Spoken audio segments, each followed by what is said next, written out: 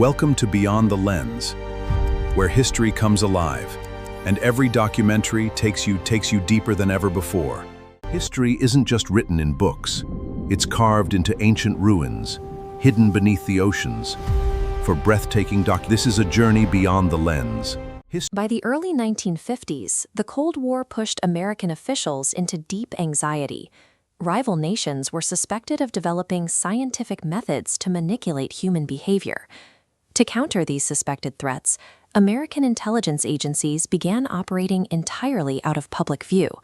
They ran missions and funded experiments with zero outside oversight. Decades of total secrecy created a vast information vacuum. Today, that void is filled with online rumors, making it incredibly difficult to separate actual historical events from what makes a good internet conspiracy theory. The only reliable way to cut through those myths is to examine the declassified CIA archives. But these records aren't neatly packaged history books. They are fragmented, surviving pieces of a much larger puzzle. Building an accurate picture of global espionage means taking these scattered fragments of hard evidence and piecing them together. In 1953, the CIA launched Project MKUltra. It was a covert, heavily funded program explicitly dedicated to the pursuit of mind control. The agency funded dozens of human trials at universities and hospitals. Researchers subjected people to sensory deprivation, hypnosis, and untested drugs, often without fully informing the subjects about what they were participating in. The program remained a highly guarded secret for 20 years. Then, in 1973, a top CIA official ordered all MKUltra records to be destroyed, attempting to erase the experiments from existence. Looking at vintage financial ledgers like this one reveals how a bureaucratic loophole kept the truth alive. Because these mundane expense reports were stored in a separate government archive, they survived the deliberate purge. When congressional investigators launched inquiries in the 1970s, they used those surviving accounting records to definitively prove the unethical trials took place.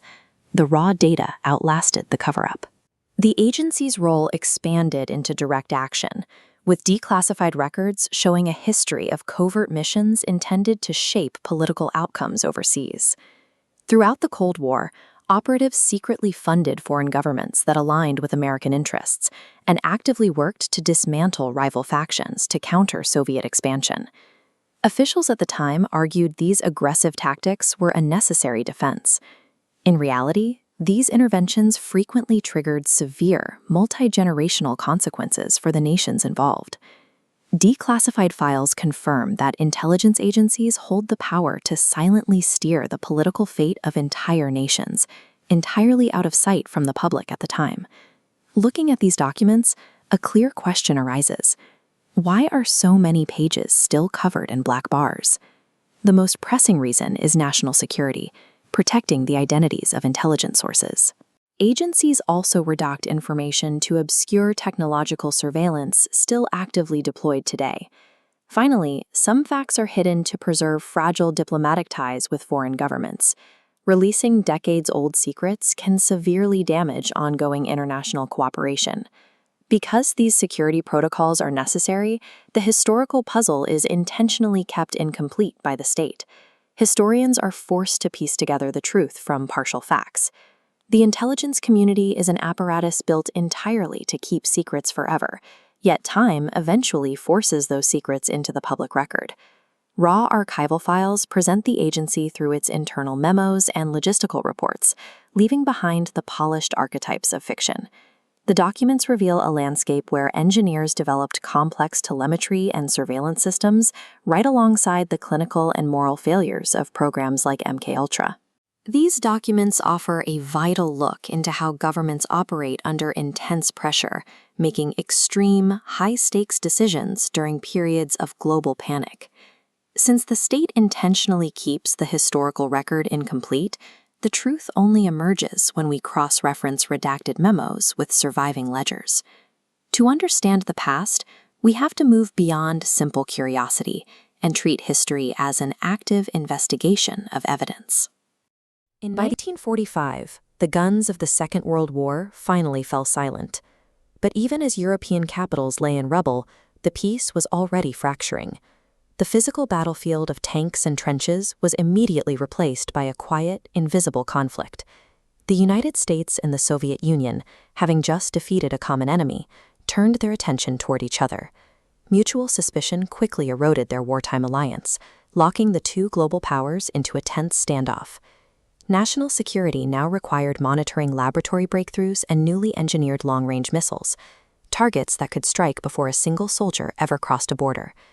American leaders realized they were largely blind to these developments. Waiting for an army to mobilize was now a guaranteed way to lose. To survive this era, they needed to map the enemy's capabilities long before a single shot was ever fired.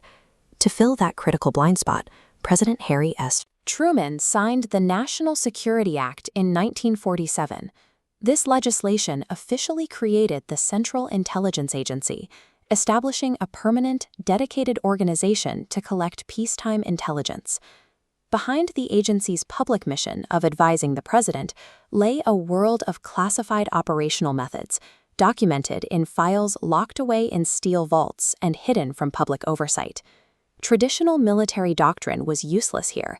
To fight a war of information, the agency rapidly built a hidden arsenal, relying on deep cover, constant surveillance, and operations that existed entirely outside conventional international law. The first line of defense relied on human operatives. Spies didn't wear uniforms, and their engagements took place far from active war zones, inside embassies, quiet hotel lobbies, and crowded train stations. To gather and pass along stolen information without drawing attention, agents mastered the art of tradecraft. Everyday items were re-engineered into covert tools, like hollowed-out rocks left in public parks to hide encrypted film canisters. Every exchange carried an enormous amount of risk. There was no diplomatic immunity for an agent operating deep behind enemy lines. A single mistake meant guaranteed imprisonment in a labor camp, or a quiet execution. Human operatives could provide incredibly detailed ground-level insights, but an individual agent could only see so much, travel so far, and steal so many documents before their cover was inevitably blown.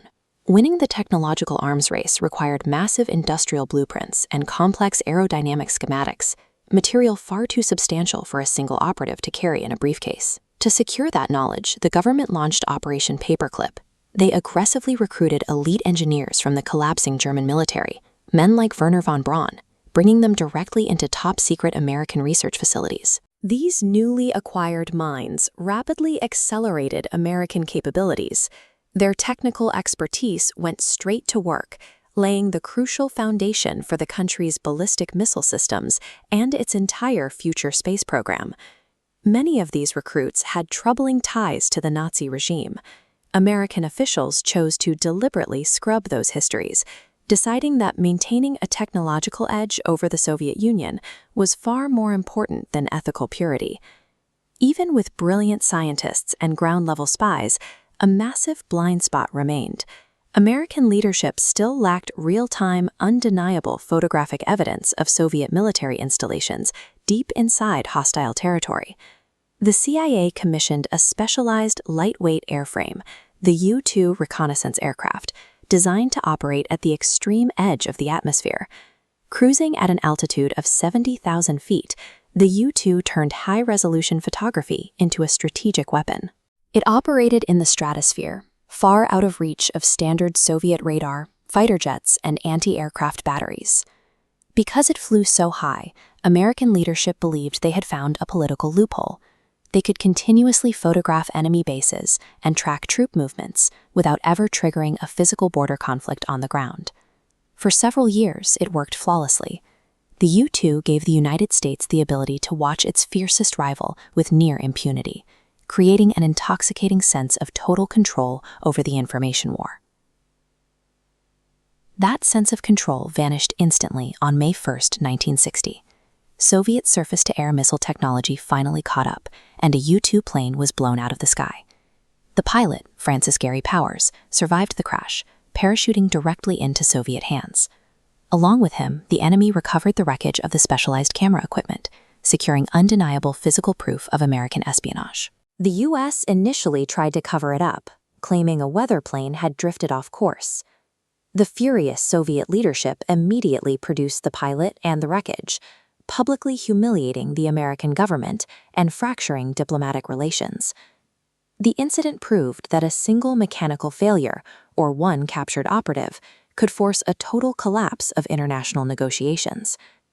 These declassified records detail incredible innovation, but they also expose a government willing to push to the extreme edges of acceptable risk.